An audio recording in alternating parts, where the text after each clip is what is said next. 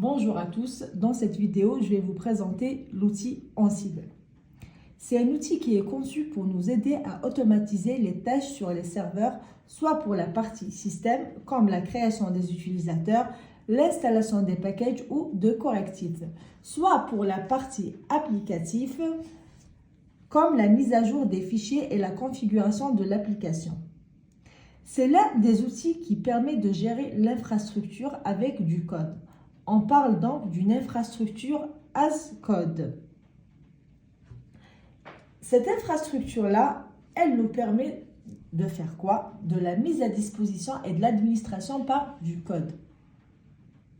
Aussi la mise à disposition automatique. Le code est du haut niveau. Il est polyvalent et indépendant de l'OS. Il est idempotent. C'est un code qui peut être rejoué.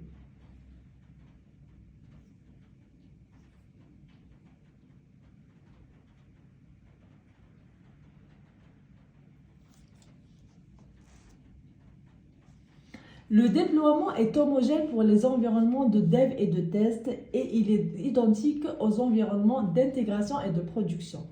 Les bases d'Ansible, c'est l'automatisation des tâches de gestion, la création des scripts reproductibles. Play, c'est des actions qui exécutent Ansible. On a des playbooks qu'on verra après dans les prochaines vidéos. Les playbooks, c'est un fichier qui décrit un ensemble d'actions à exécuter par Ansible. Et task, il introduit une tâche à réaliser sur une cible. Voici l'architecture d'Ansible.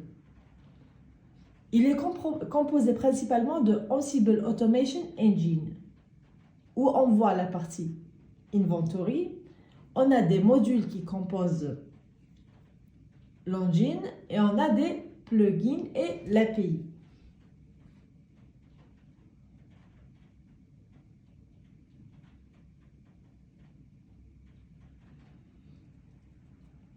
Comme vous voyez aussi, on a les utilisateurs, on a les playbooks dont on a parlé tout à l'heure. On verra tout ça quand on va commencer à faire l'installation d'Ansible. On a des machines, on a des serveurs. Principalement, on installe Ansible sur des serveurs Linux. Et après, on peut appeler des serveurs Windows ou Linux. Le fonctionnement d'Ansible, c'est l'utilisation d'un fichier de description en YAML. On se connecte aux machines hôtes, on pousse des modules à exécuter, on exécute les modules et on supprime les modules. Les prérequis dans Ansible, c'est on a un poste de contrôle. C'est là où on installe Ansible. C'est comme je vous ai parlé tout à l'heure, on a une machine Linux où on va installer. On a les hôtes cibles, c'est là où on va installer la clé SSH et le Python. Les types de hôtes cibles, ce sont Unix, Linux, Windows et des équipements réseau. Pour la connexion à Ansible, on utilise la clé SSH. C'est une authentification par clé. L'utilisation du root avec le sudo -su. Utilisation non root configurée. La configuration Ansible. On a un fichier principal de configuration qui se trouve dans /etc/ansible/ansible.cfg. On a un fichier utilisateur.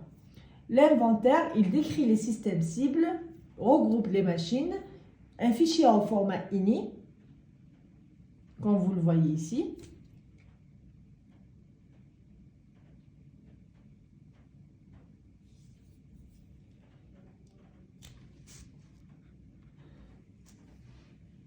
Merci à tous d'avoir suivi la vidéo. Dans la prochaine vidéo, on va en parler de l'installation d'Ansible.